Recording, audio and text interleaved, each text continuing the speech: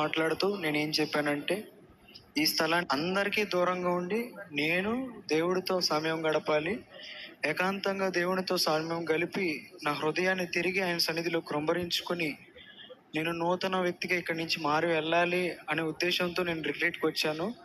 నన్ను ఎవ్వరు కనపడకూడదు, ఎవరికీ కనపడకూడదు. ఓన్లీ దేవుడికే. కానీ దేవుడైతే నన్ను విడిచిపెట్టట్లేదు. నేను వచ్చిన ఫస్ట్ మూమెంట్ నుంచి, ఫస్ట్ మినిట్ నుంచి కూడా ఏ టాపిక్ ఈ స్టేజ్ మీద డిస్కస్ చేసిన ప్రతి టాపిక్ డాడీ చెప్పిన లాస్ట్ వర్డ్ వరకు కూడా నేను నైట్ ప్రతి మాట కూడా నా హృదయం యొక్క ప్రతి కోణాన్ని 100% నాకే తట్టడం జరిగింది. అలాగే నేను ఎవరికి కనపడకూడదంటే రూత్ ఆంటీ నన్ను పిలుస్తున్నారు, ఎవరో ఒకరు పిలుస్తున్నారు. నేను ఎంత తప్పించుకోవాలని నా సొంత ప్రయత్నం చేస్తున్నాను. నా హృదయాన్ని నేను సరి చేసుకోవాలి, నేను నా హృదయాన్ని సరిదిద్దుకోవాలని నేను ఎంత ప్రయత్నం చేస్తున్నా దేవుడు మాత్రం నాకేం అర్థమైందంటే, నిన్న లాస్ట్ నైట్ ఏకాంతంగా ప్రభు సన్నిధిలో ప్రార్థన చేసుకుంటున్నప్పుడు దేవుడు నాకు అర్థం చేశాడు. I love you so much man, నేను నిన్ను ఎంతగానో ప్రేమిస్తున్నాను కాబట్టి I'm giving you this opportunity, again I'm giving you this opportunity. Even though నేనైతే దేవుడు నాకేం అర్థం చేశాడంటే, ఈ క్యాంపస్లో ఉన్న వాళ్ళు ఈ సాక్ష్య సమూహంలో the least person in the campus నేనే అని దేవుడు నాకు అర్థం చేశాడు.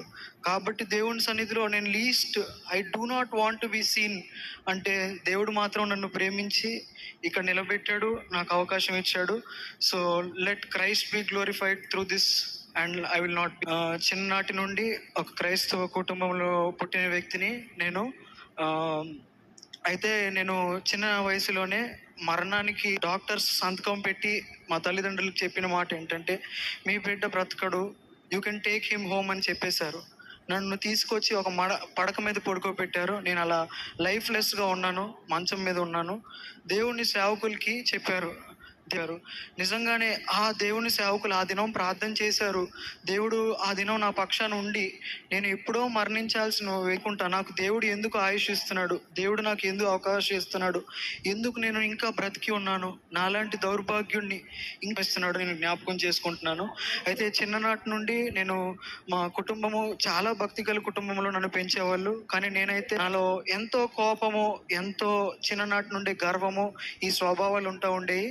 మా స్కూల్లో నేను ఆ పక్కనున్న వ్యక్తి మా ఫ్రెండ్ని కొట్టాడని నాకు కోపం వచ్చి ఈ ఫిస్ట్తో ఒక గుద్దు గుద్దాను అంతే. వాడు చేస్తూ ఉండేవాడిని. మా తల్లిదండ్రులు ప్రతిసారి టీచర్స్తో మాట్లాడటానికి వచ్చినప్పుడు చెప్పేవాళ్ళు, ఏం చెప్పేవాళ్ళు అంటే, మీ బిడ్డ ఒక రౌడీ, కాలేజ్ స్కూల్ని అని చెప్తే మా తల్లిదండ్రులు అలా చెప్పినప్పుడు బాధపడతాం చూసి, వాళ్ళు ఆ బాధను నేను చూసి నేనేం చేశానంటే, ఓకే ఇక్కడి నుంచి మానేయటం జరిగింది. అయితే ఏమైందంటే, నా అంతరంగంలో మాత్రం ఆ అల్లరి మానేసిన, సైలెంట్ అయినా, కానీ నా అంతరంగంలో మాత్రం మెల్లగా నేను యూత్ వయసు వచ్చేసరికి మెల్లగా నా అంతరంగంలో పాపపు ఆశలు మొదలైనవి. నేను ఆల్మోస్ట్ 7th 8th గ్రేడ్లో ఉన్నప్పుడు మా ఫ్రెండ్స్ ఉండేవాళ్ళు, నా ఫ్యూ కంపెనీ ఆఫ్ అల్లరి చేసే ఫ్రెండ్స్ ఉండేవాళ్ళు. ఆ ఫ్రెండ్స్తో ఉన్నప్పుడు నా ఫ్రెండ్స్ అందరూ మాట్లాడే విషయాలు నాకు అలవాటు చేసినప్పుడు నేను ఇంటర్నెట్కి వెళ్ళి ఆ విషయాల్ని ఆసక్తికరంగా నేను చూసేవాడిని. ఇంటర్నెట్లో ఈ విషయం అంటే ఏంటి, ఓకే సెక్స్ అంటే ఏంటి, ఇదంటే ఏంటి అని ఇంటర్నెట్లో కూర్చుకుని నేను చూస్తూ ఉండేవాడిని. అయితే నేను ఒక దినాన్న నేను ఇంటర్నెట్లో నొక్కాను. అది నొక్కిన వెంటనే ఆ యాడ్ ఏ సైట్కి రీడైరెక్ట్ చేసిందంటే, పోర్న్ హబ్ అనే వెబ్సైట్కి ఆ యాడ్ నన్ను రీడైరెక్ట్ చేసింది అంతే.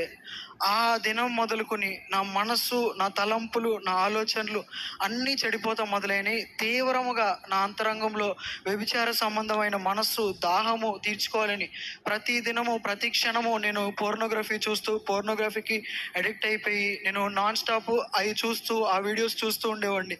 మా తల్లిదండ్రులకు తెలిసేది కాదు.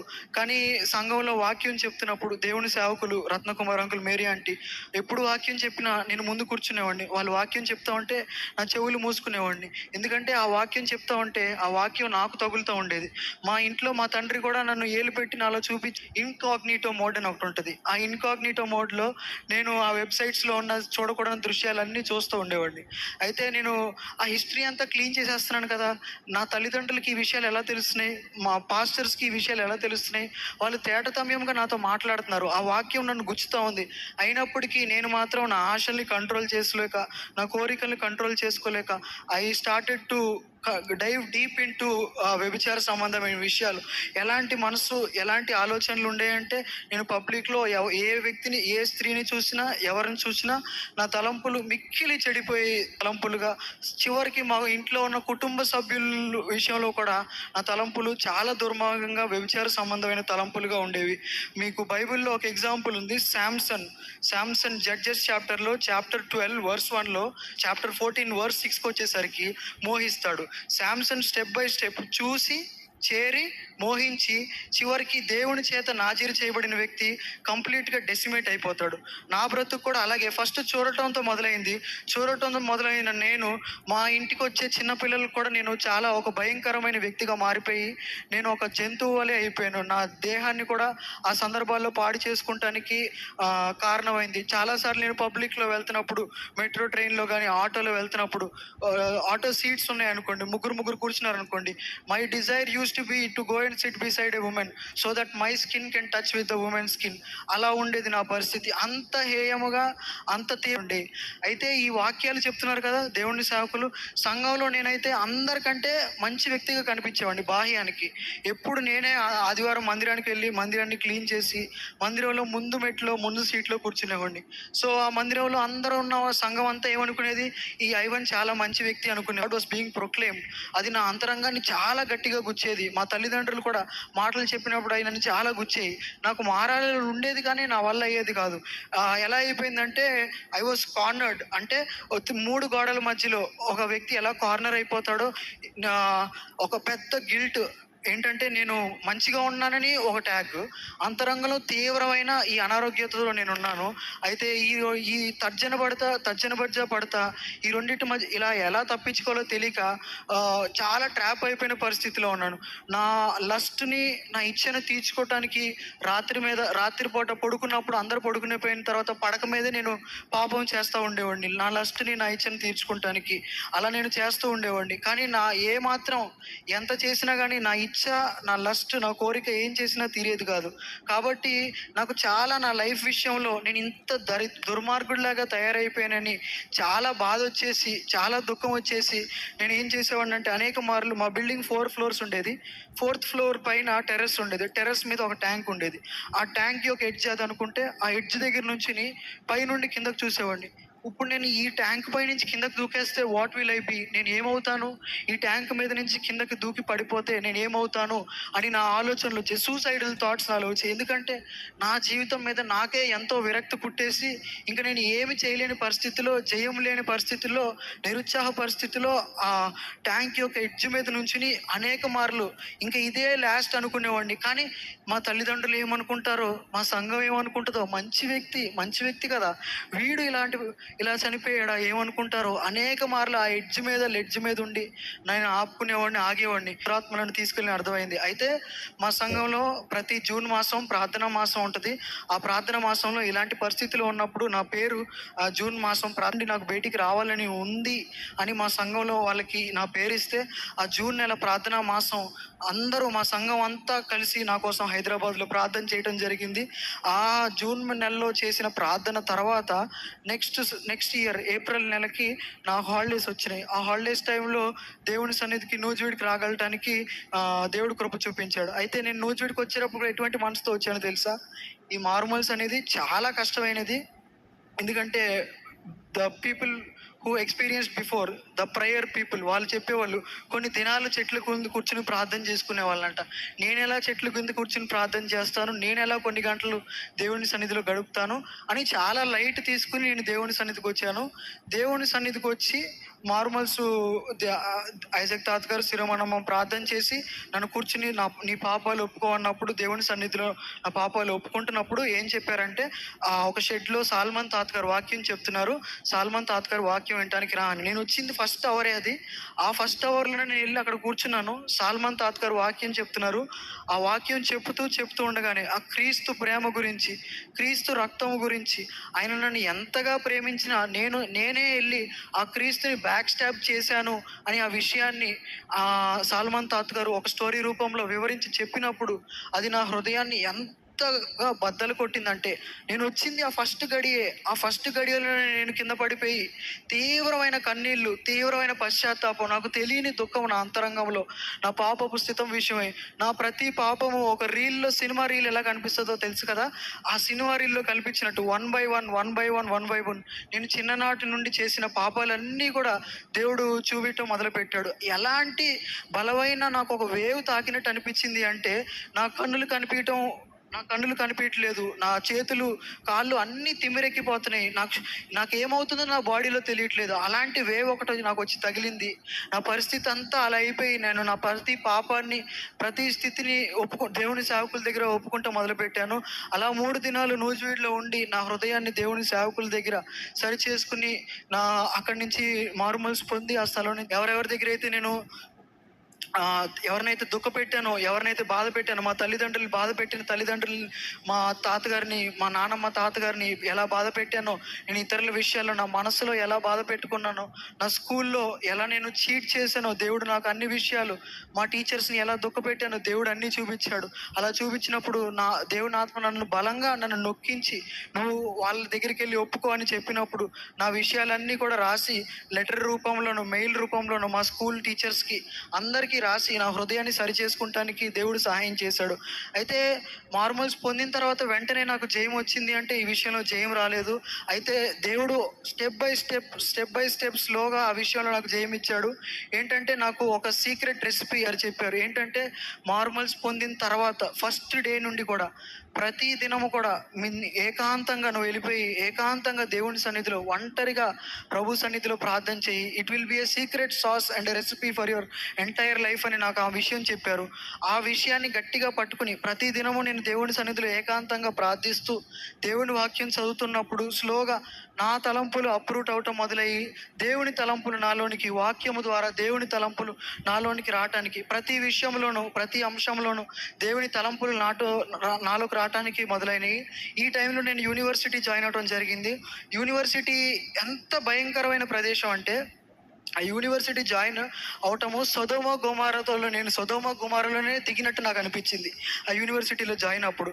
ఎందుకంటే ఆ యూనివర్సిటీలో ఏ స్టూడెంట్ చూసినా, ఎవరు చూసినా, క్లాస్లో టాపర్ నుంచి లీస్ట్ పర్సన్ చూసినా, ఎవరు మాట్లాడినా, ఏం మాట్లాడినా, అరే ఆ అమ్మాయి బాగుందిరా, ఈ అమ్మాయి బాగుందిరా, 4 years అయ్యే లోపల ఒక గర్ల్ ఫ్రెండ్ మనందరం సంపాదించుకోవాలరా, ఈ మాటలు తప్ప ఏ మంచి మాట రావట్లేదు మనుషుల నోట్లో నుంచి. అప్పుడు నేను అనుకున్నాను, దేవా, ఇలాంటి ప్రదేశంలో, ఇలాంటి యూనివర్సిటీలో how can I stand in the midst of an evil generation అని నా వల్ల అయ్యేది కాదు.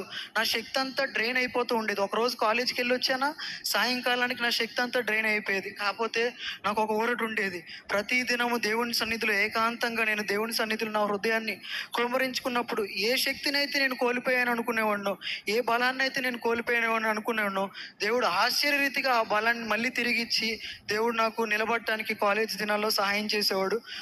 అనేక మార్లు కాలేజీలో అనేక విషయాల్లో మా ఫ్రెండ్స్కి చెడ్డ అలవాట్లకు కానీ, వ్యసనాలకు ఇన్వైట్ చేసినప్పుడు వాళ్ళ నుండి దూరంగా ఉంటానికి వెంటనే డోంట్ స్పీక్ బూత్ మాటలు నా ముందు మాట్లాడొద్దని నేను వాళ్ళు డైరెక్ట్గా చెప్పేసేవాడిని. ఒక వ్యభిచార సంబంధమైన మాటలు నా దగ్గరికి మాట్లాడాలని వస్తే నాతో మాట్లాడొద్దని వాళ్ళకి చెప్పేసేవాడిని.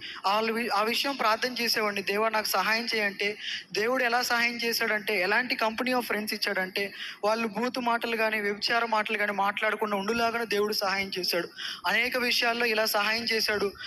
మరి నా ఉద్యోగం విషయంలో కూడా దేవుడు నిజంగా, మరి కాలేజ్లో ఎలా జరుగుద్ది అంటే, 3rd yearలో ఉద్యోగాలు వస్తే మీకు కంప్యూటర్ సైన్స్ స్టూడెంట్స్కి ఎలా ఉంటుంది అంటే ప్లేస్మెంట్స్ ఉంటాయి. ప్లేస్మెంట్స్లో first round is an online round. ఆ ఆన్లైన్ రౌండ్లో అందరూ కలిసి ర్యాకెట్ లాగా కూర్చుని అందరూ ఎగ్జామ్ రాయొచ్చు. సో మా ఫ్రెండ్స్ అందరూ కూడా ఏం చెప్పారంటే, ఆ ఫస్ట్ రౌండ్ నువ్వు పాస్ అవ్వాలి అంటే తప్పకుండా కాపీ వాళ్ళు చెప్పేశారు కాలేజ్లో. సో మా ఫ్రెండ్స్ అందరూ కూడా డిసైడ్ అయిపోయి ఒక ర్యాకెట్ లాగా కూర్చుని అందరు ల్యాప్టాప్స్ పెట్టుకుని ఇంటర్వ్యూ ఎగ్జామ్స్ రాసేవాడు. నన్ను కూడా ఇన్వైట్ చేసేవాళ్ళు. నేను యథార్థంగా, చిన్న విషయంలో దేవుని కొరకు యథార్థంగా నిలబడితే ఆయన నన్ను దీవిస్తాడు అని నేను ఆ విషయం వాళ్ళకి చెప్పేవాడిని. చాలా అపహసించే వాళ్ళు, చాలా మాట్లాడేవాళ్ళు. కానీ నేను మాత్రం స్టాండ్ తీసుకుని నిలబడి, ఇంటర్వ్యూస్ జరిగాయి, నేను వెళ్ళేవాడిని, కూర్చునేవాడిని. నాకు అంత జ్ఞానం లేదు, తెలివి లేదు. ఒక అరగంట కూర్చునేవాడిని, క్లోజ్ చేసి వచ్చేసేవాడిని. కానీ ఆశ్చర్య రీతిగా దేవుడు ఏం చేశాడంటే, మా ఫ్రెండ్స్ అందరికంటే కూడా ఫస్ట్ ఉద్యోగం నాకు ఇచ్చాడు. సో దేవుడు అట్టి రీతిగా నాకు సహాయం చేశాడు. అలాగే కరోనా సమయంలో కూడా కూడా దేవుడు ఎలా ప్రార్థన ఆలకించాడో కొన్ని విషయాలు చెప్తాను మీకు. దేవుడు నిజంగా మరి కరోనా టైంలో నాకు 9 డేస్ నాకు కరోనా 2 మార్లు కరోనా వచ్చింది. కరోనా సమయంలో వచ్చింది. మరి ఇప్పుడు ఎలా నేను కాలేజ్‌కి ఎళ్ళాలంటే ఆల్‌మోస్ట్ 2 వీక్స్ మిస్ అయిపోతాను క్లాసెస్. మరి ఏం చేయాలి? దాని విషయమై మోకరించి ప్రార్థన చేశాం. దేవా మరి ఈ లాక్‌డౌన్ ఇంకా కొన్ని దినాలు ఎక్స్‌టెండ్ చేసేయా. మా కాలేజ్ కొన్ని దినాలు ఉండేలాగా ఆఫ్‌లో ఉండేలాగా చేయంటే దేవుడు ఆశ్చర్యరీతిగా వాళ్ళు ఎక్స్‌టెండ్ చేసి హాలిడేస్ ఇవ్వటం జరిగింది. దాని తర్వాత నా క్వారంటైన్ అయిపోయిన వెంటనే కాలేజ్‌కి వెళ్ళటానికి దేవుడు సహాయం చేశాడు. అలా అనేక విషయాల్లో ప్రార్థనలో దేవుడు అనేక విషయాల్లో విజయాలు ఇచ్చాడు. అయితే ఈ స్థలానికి దేవుడు నన్ను తీసుకొచ్చాడు కదా!